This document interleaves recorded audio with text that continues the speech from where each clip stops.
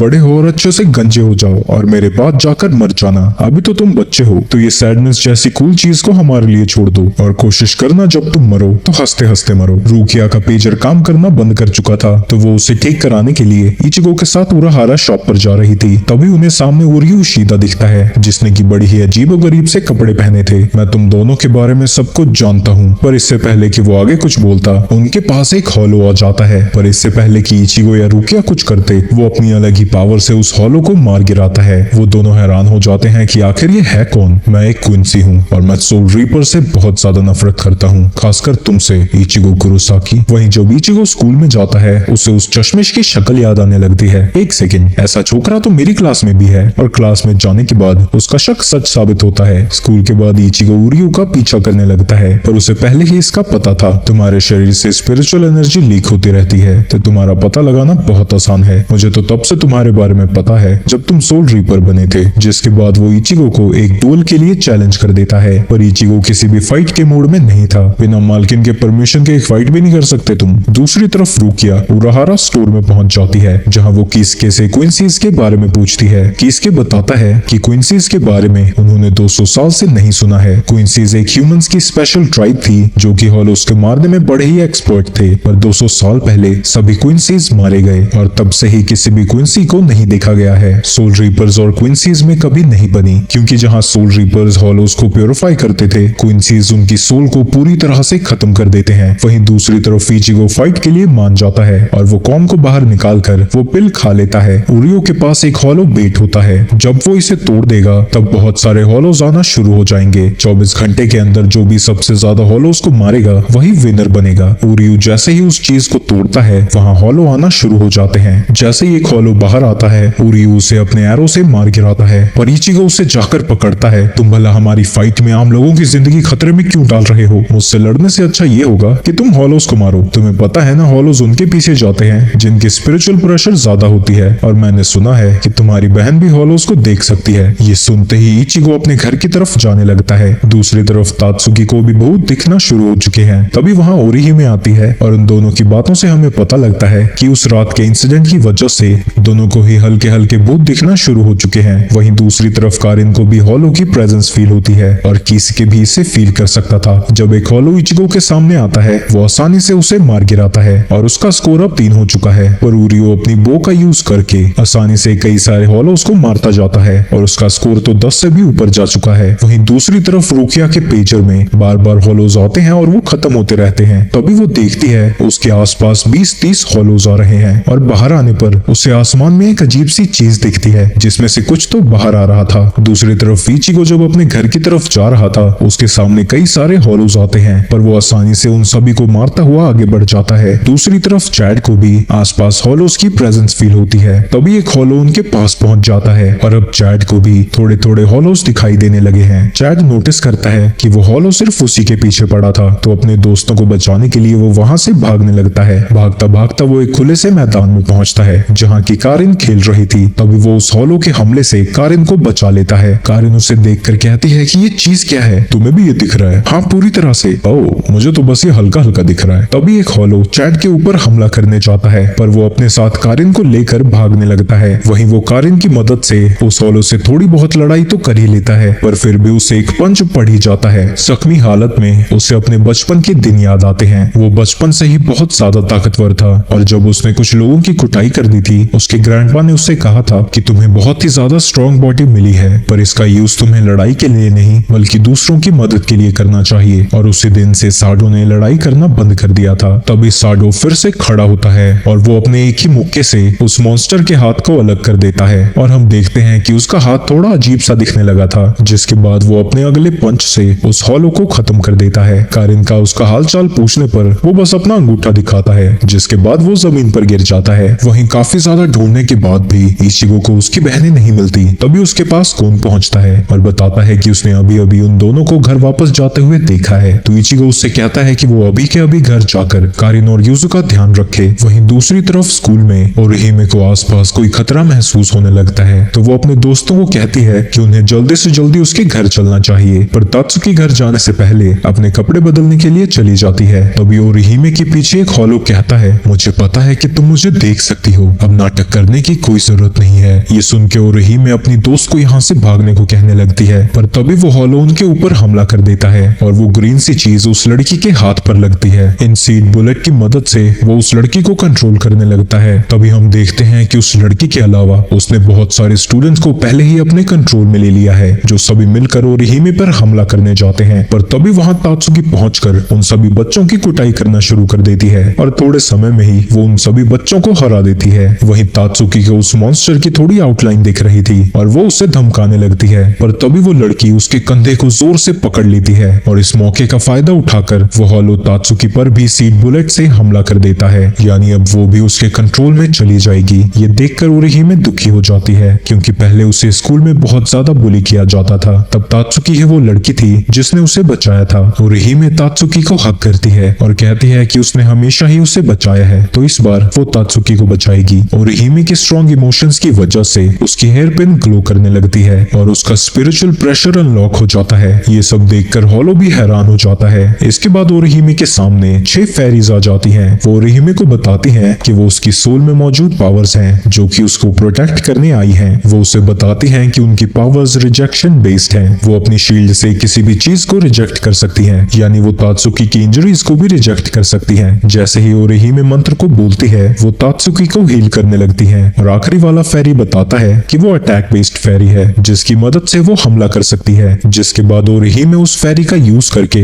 उस हॉलो को हरा देती है, पर इतनी ज्यादा स्पिरिचुअल एनर्जी कंज्यूम होने की वजह से वो बेहोश हो जाती है। जिसके बाद वो सभी फेरीज फिर से उसकी हेयर पिन में ट्रांसफॉर्म हो जाती हैं। तभी वहाँ कीस के भी पहुंच जाता है, जिसके पीछे टेसाइड चैड को भी लेकर आया था। जिसके बाद वो उन दोनों को उराहारा शॉप पर ले आते हैं। दूसरी तरफ इचिगो और उरियू दोनों ही काफी सारे मॉन्स्टर्स को मारने में लगे हैं, पर अब उरियू के हाथ से खून बहने लगा है और उसे समझ नहीं आता कि इतने सारे मॉन्स्टर्स आ कहां से रहे हैं, क्योंकि जो चीज उसने तोड़ी थी उससे तो इतने मॉन्स्टर्स आने ही नहीं चाहिए। यानी यहाँ कोई पावरफुल मॉन्स्टर आ चुका है जो कि इन सभी को समन कर रहा है। वहीं रुकिया एक पूप जैसे दिखने वाले मॉन्स्टर से लड़ रही थी, पर वो उसका कुछ भी नहीं बिगाड़ पाती। तभी वहाँ कोन आकर उसे किक मारता है। तुम्हें बचाने के लिए मुझे एक हक तो मिलना चाहिए ना, है ना? रुकिया उसे खुद से दूर करती है और तभी वहाँ पर उरियो पहुंच जाता है। रुकिया समझ जाती है कि इन सब के पीछे उसी का हाथ है। उरियो बताता है कि इस समय उसका और इचिगो का डुएल चल रहा है और वो ये साबित कर देगा कि इस टाउन को एक सोल रीपर की कोई जरूरत नहीं है, वो अकेला ही इसे प्रोटेक्ट कर सकता है। तभी वो हॉलो फिर से खड़ा होता है, पर वहाँ इचिगो आकर उसे खत्म कर देता है। वहीं स्टोर में किसी उन दोनों को बता रहा था कि उनका दोस्त एक सोल रीपर है और अगर वो उसकी मदद करना चाहते हैं तो वो उनके साथ आ सकते हैं। उन दोनों को समझ नहीं आता कि ये बुढ़ा बोल क्या रहा है, तो वो उन्हें बताता है कि उन दोनों की पावर्स इचिगो की वजह से ही ट्रिगर हुई हैं। दूसरी तरफ इचिगो उरियो से कह रहा था, तुम्हारे हॉलो बेट की वजह से ही पूरा टाउन खतरे में आ चुका है। अगर तुम्हें डुएल ही करना था तो मेरे साथ सीधा क्यों नहीं लड़ गए? तभी वहाँ एक हॉलो आता है, पर इचिगो अपने एक ही हमले से उसे खत्म कर देता है। तभी उन सभी की आसमान में देखकर फट जाती है, क्योंकि वहाँ से बहुत सारे हॉलोज आने लगे हैं। उरियो अकेले ही उन सभी से लड़ने के लिए वहाँ से चला जाता है। उसके जाने के बाद रुकिया इचिगो को बताती है कि उरियो इस दुनिया का आखिरी क्वींसी है। 200 साल पहले सभी क्वींसीज मारे गए थे और उन्हें मारने वाला और कोई नहीं बल्कि सोल रीपर्स हैं। पास्ट के सीन में किसके रुकिया को बता रहा था क्वींसीज की वजह से तीनों रेल्म्स खतरे में पहुंच गए थे, तो ना चाहते हुए भी सोल रीपर्स को क्वींसीज का खात्मा करना पड़ा। जहाँ सोल रीपर्स दुनिया का बैलेंस बनाकर रखते हैं, क्वींसीज की वजह से ये बैलेंस खतरे में आ जाता है, क्योंकि वो हॉलोज को पास ऑन करने की जगह उन्हें पूरी तरह से खत्म कर देते हैं। रुकिया आगे बताती है कि सोल रीपर्स ने क्वींसीज से बहुत रिक्वेस्ट की थी कि वो हॉलोज को हंट करने का काम उन पर छोड़ दें, पर क्वींसीज ने उनकी एक नहीं सुनी। दूसरी तरफ उरियो अपनी पूरी ताकत से हॉलोज से लड़ता जा रहा था, लेकिन उनकी तादाद कम होने का नाम ही नहीं ले रही थी। तभी वहाँ इचिगो भी पहुंच जाता है और वो उरियो से कहता है, मुझे तुम्हारे क्लैन की स्टोरी पता लग चुकी है। जो क्वींसीज के साथ हुआ वो बहुत बुरा था, पर तुम्हारे काम करने का तरीका भी घटिया ही है। उरियो कहता है कि क्वींसीज का खात्मा तो बहुत पुरानी चीज है, मुझे उनसे कोई फर्क नहीं पड़ता। मैं भी बचपन में सोल रीपर्स के साथ हॉलोज को मारना चाहता था। इसके बाद हम पास्ट के सीन में देखते हैं जब उरियो और उसके ग्रैंडफादर साथ में थे। वो उससे कहते हैं कि क्वींसीज ने सोल रीपर्स की बात ना मानकर बहुत बड़ी गलती कर दी। उन्हें अपने आपस के मतभेद बुलाकर साथ में काम करना चाहिए। पर एक दिन 5 हॉलोज ने उन पर एक साथ हमला कर दिया और उन्हें बुरी तरह से मार दिया, और ये सारी चीजें तो सोल रीपर्स बस देखते रहे। अगर वो चाहते तो वो उन्हें बचा सकते थे। अगर तुम्हें मेरे तरीके नहीं पसंद तो चुपचाप कोने में बैठ जाओ। ये सुन के इचिगो भड़क जाता है, तुम्हारे ग्रैंडपा चाहते थे कि तुम सोल रीपर्स के साथ में काम करो, तो हमें साथ में इनसे लड़ना चाहिए। ये सुन के उरियो हैरान हो जाता है, जिसके बाद वो दोनों ही उनसे लड़ने लगते हैं और ओरियो उससे पूछता है कि वो आखिर हॉलोस को क्यों मारना चाहता है। तो इचिगो बताता है कि बचपन में एक हॉलो ने उसकी मॉम की जान ले ली थी और वो नहीं चाहता कि ऐसा दोबारा किसी के साथ हो। जिसके बाद वो दोनों मिलकर हॉलोस से लड़ने लगते हैं, पर थोड़ी देर में ही वो देखते हैं कि उस पोर्टल से एक बड़ा सा मॉन्स्टर बाहर आने लगा है और इस हॉलो को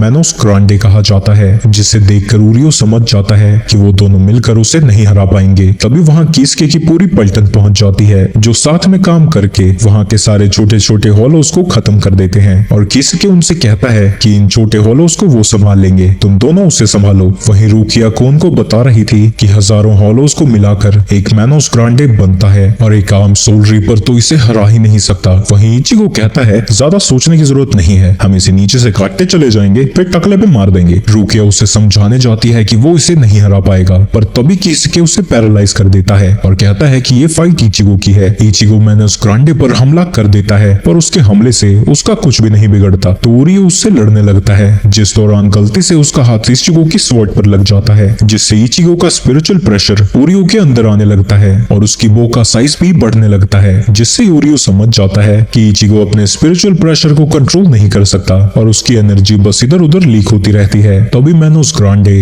अपना बड़ा सा एनर्जी ब्लास्ट उनके ऊपर फेंक देता है। इस अटैक को इचिगो रोकने की कोशिश करता है और किसी तरह उस मॉन्स्टर पे वापस से रिफ्लेक्ट कर देता है। ये देखकर मैनोस ग्रांडे अपने डायमेंशन में वापस चला जाता है। वहीं इन सभी की वजह से इचिगो का spiritual pressure out of control हो जाता है और उसकी स्वॉर्ड भी ग्लो करने लगती है। अगर ऐसा ही चलता रहा तो वो मर सकता है। तो ओरियो उसकी स्वॉर्ड पर पैर रखता है और लगातार एरोस को फायर करने लगता है। काफी देर तक ऐसा करने के बाद इचिगो का स्पिरिचुअल प्रेशर शांत हो जाता है, जिस दौरान वो बुरी तरह से थक भी जाता है। रात को रूकिया सोच रही थी कि इचिगो ने आसानी से मैनोस ग्रांडे को हरा दिया, जिसके बाद वो वापस चला गया। ये न्यूज बहुत ज्यादा बड़ी है और ये बात सोल सोसाइटी तक जरूर पहुंच जाएगी और ये सोच के उसे टेंशन होने लगती है। अगली सुबह कोन आके इचिगो को उठाता है, क्योंकि बेचारे को इचिगो की बहनों ने एक लड़की की तरह सजा दिया था और वो उसके आगे रोने लगता है। लेकिन इचिगो उसकी बातों पर ध्यान ही नहीं देता और वो उसे छोड़कर स्कूल चला जाता है। ये सब देखकर कोन को गुस्सा आ जाता है। इस घर में तो मेरी इज्जत ही नहीं है, मैं इस घर को छोड़कर चला जाऊंगा और अपनी मस्त जिंदगी जीऊंगा। तो वो अकेला घर के बाहर चला जाता है। उसे बाहर दो सुंदर लड़कियां दिखती हैं, तो वो एक खिलौने जैसी एक्टिंग करता है ताकि वो उसे उठाकर वहां से ले जाए, पर वो दोनों उसके ऊपर चढ़कर वहां से जाने लगती हैं और उसके वजन से कोन से पूंछ आवाज बाहर आती है। ये सुनकर वो दोनों लड़कियां घबरा जाती हैं और उस टॉय को शक की निगाह से देखने लगती हैं। ये देखकर कौन भी घबरा जाता है और उसके पसीने छूटने लगते हैं। काफी देर तक वैसे ही पड़े रहने के बाद वो वहां से दौड़ लगा देता है, पर उनमें से एक लड़की स्कूल की टॉप रेसर थी और वो पूरी स्पीड में उसका पीछा करना शुरू कर देती है। वहीं रूकिया स्कूल जाते वक्त भी उसी बारे में सोच रही थी, क्योंकि अगर सोल सोसाइटी को उसके और इचिगो के बारे में पता लग गया तो उनकी जान पर भी खतरा बन सकता है। इसके बाद हम एक बिल्ली को देखते हैं जो कि बहुत ही ज्यादा ऊंची जगह पर थी और वहां से कूदने के बाद भी उसे कुछ नहीं होता। और मैं तुम्हें बता दूं, ये बिल्ली असल में एक ब्राउन ब्यूटी है, जिसके बारे में तुम्हें बाद में पता चलेगा। वहीं दूसरी तरफ कोन अब ओरिहिमे को टारगेट करने के बारे में सोचता है, क्योंकि वो हमेशा से ही अपनी गॉडेस के साथ रहना चाहता था। लेकिन बेचारा जब ओरिहिमे के साथ जा रहा था, वो खेल के बीच में पहुंच जाता है जहां वो लोग फुटबॉल से बेसबॉल खेल रहे थे और ओरिहिमे उसे जोर का छक्का मारती है। वहीं रूकिया उन सभी को देखकर काफी ज्यादा दुखी थी, क्योंकि उसे पता है ये सारी चीजें जल्दी ही खत्म होने वाली हैं। वहीं इचिगो और ओरियो में थोड़ी थोड़ी दोस्ती होना शुरू हो चुकी है, पर दोनों ही बहुत ज्यादा घमंडी हैं, तो कोई भी ढंग से बात नहीं करता। इसके बाद हम लंच के टाइम सारी लड़कियों को बात करता हुआ देखते हैं, जहां वो सभी सोच में पड़े थे कि इतना ज्यादा खाने के बाद भी ओरिहिमे का वजन क्यों नहीं बढ़ता। तो एक लड़की कहती है कि उसका वजन बढ़ तो रहा है, लेकिन सिर्फ 2 जगह। तभी एक लड़की रूकिया से पूछती है कि क्या वो इचिगो को डेट कर रही है। रूकिया कहती है कि ऐसा कुछ भी नहीं है, वो दोनों सिर्फ अच्छे दोस्त हैं। तभी चिज़ुरू कहने लगती है कि वो लोग चाहे जिस मर्जी को पटाएं, वो तो सिर्फ ओरिहिमे को पटाएगी और वो तो यहीं पे उसके साथ सब कुछ करने को तैयार हो जाती है। पर तात्सुकी आकर सारे रंग में भांग डाल देती है।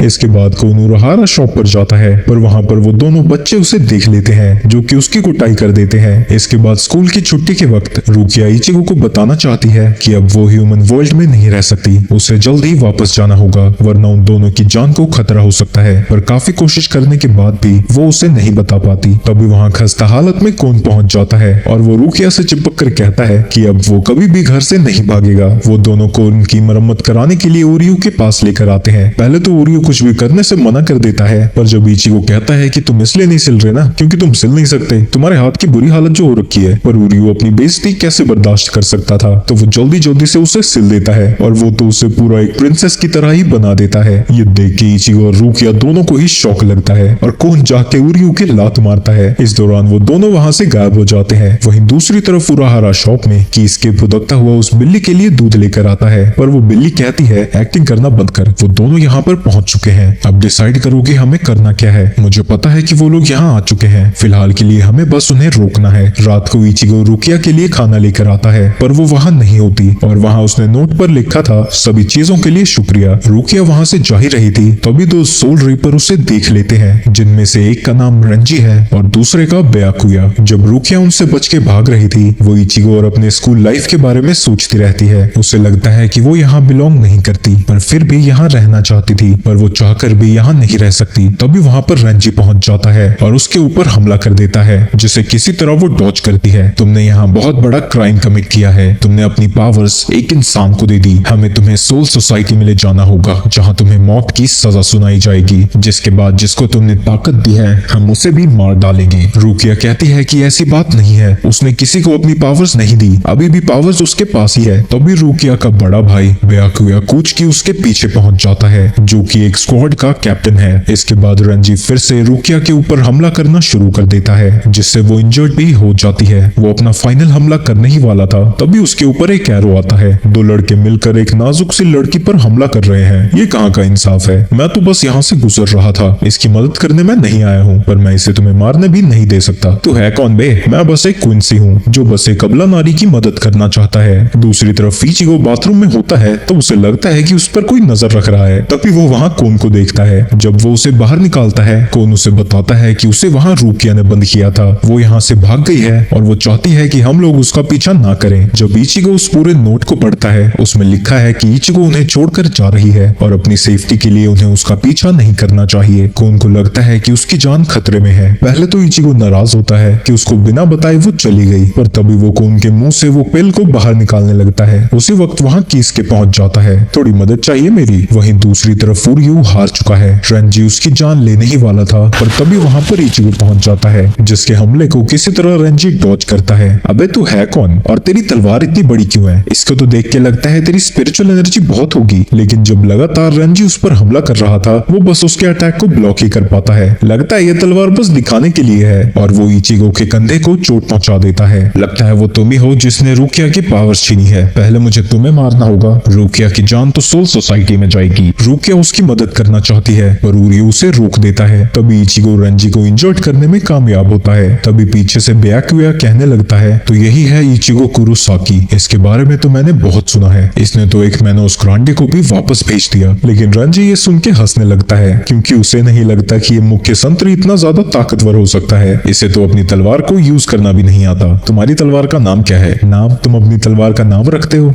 तुम्हें तो अपने जान पाक्टो का नाम भी नहीं पता। तभी वो अपने जान पाक्टो का नाम लेता है। इस ट्रांसफॉर्मेशन के बाद उसकी ताकत बढ़ जाती है और वो इचिगो को बुरी तरह से घायल कर देता है। इचिगो की बुरी हालत हो जाती है और उसे अपने घुटनों पर देख के रुकिया सोचने लगती है कि भला वो उसकी मदद कैसे करे। तभी रंजी उसे खत्म करने चाहता है, पर रुकिया आकर उसे रोक देती है और वो इचिगो से यहाँ से भागने को कहती है, पर इचिगो नहीं हिलता और फिर से लड़ने के लिए खड़ा हो जाता है। जिसके बाद अचानक से ही इचिगो की ताकत बढ़ने लगती है और उसका स्पिरिचुअल प्रेशर बढ़ने लगता है। इससे उसकी स्पीड भी बढ़ जाती है और वो रंजी को घायल कर देता है। रंजी को समझ नहीं आ रहा था कि अचानक से ही ये हुआ क्या, इसकी ताकत कैसे बढ़ गई। पता नहीं मेरे साथ हो क्या रहा है, मुझे जरा भी दर्द नहीं हो रहा, ऐसा लगता है जैसे मैं इनविंसिबल हो चुका हूँ। रंजी फिर से उसके ऊपर हमला करने की कोशिश करता है, लेकिन इस बार इचिगो उसे ब्लॉक कर देता है और अपनी इस नई ताकत से वो रंजी को हराने में कामयाब होता है। वो उसके ऊपर अपना आखिरी हमला करने ही वाला था, पर तभी कुछ अजीब होता है, उसकी तलवार कट जाती है और उसका दूसरा हिस्सा ब्याकुया के हाथ में था। ये क्या हो रहा है? वो तो वहाँ पे है, तो तलवार उसके पास कैसे गई? कैप्टन फिर से अपनी तलवार पर हाथ रखता है, पर इससे पहले कि इचिगो कुछ कर पाता, लड़ाई खत्म हो चुकी थी। ब्याकुया की स्पीड इतनी ज्यादा थी कि इचिगो को पता ही नहीं चलता कि कब वो घायल हो गया, जिसके बाद वो जमीन पर गिर जाता है। इचिगो मरने की कगार पर पहुंच चुका है, तो रुकिया उसकी मदद करने के लिए जाने लगती है, पर रंजी उसका गला पकड़ लेता है। रंजी के हिसाब से इचिगो पहले ही मर चुका है और अगर वो उसकी मदद करने जाती है तो रुकिया के क्राइम और ज्यादा बढ़ जाएंगे, इसलिए वो उसे आगे नहीं जाने देता। पर रुकिया कहती है कि उसे फर्क नहीं पड़ता, वो बस अपने दोस्त को बचाना चाहती है। पर कैप्टन कहता है कि इसका कोई फायदा नहीं है, वो पहले ही मर चुका है। लेकिन तभी इचिगो उठता है और वो बेयाकुया के कपड़े को पकड़ लेता है। ये देख के रुकिया थोड़ा स्माइल करती है, पर तभी बेयाकुया उसके ऊपर फाइनल हमला करने वाला था। तभी रुकिया को इचिगो की यादें आती है और वो जाके उसे लात मारती है, तुमने मेरे भाई को टच कैसे किया। जिसके बाद वो उन दोनों के साथ वहां से जाने लगती है। जाते वक्त कैप्टन इचिगो से कहता है कि उसने अपने आखिरी हमले से उसकी सोल पावर्स को डिस्ट्रॉय कर दिया है, अगर वो इससे बच भी जाता है तब भी वो अपनी पावर्स को दोबारा यूज नहीं कर पाएगा। इचिगो रुकिया को रोकने की कोशिश करता है, पर रुकिया रोते हुए कहती है कि प्लीज रुक जाओ, चाहे एक सेकंड के लिए ही और जिंदा रहो, पर रह जाओ। जिसके बाद रंजी अपनी स्वॉर्ड का यूज करके सोल सोसाइटी के लिए एक गेट ओपन करता है और वो तीनों वहां से चले जाते हैं। ये सब देखकर इचिगो बहुत दुखी होता है, क्योंकि हर बार की तरह उसकी जान किसी और ने बचाई और वो कुछ भी नहीं कर सका। तभी वहां पर किसके उराहारा पहुंच जाता है, जिसके साथ वो बिल्ली भी थी। कुछ देर बाद इचिगो को अपनी बॉडी वार्म फील होने लगती है और जब उसको होश आता है उसके सामने टेसाई पड़ा हुआ था, जो कि उसके ऊपर लेटा हुआ है।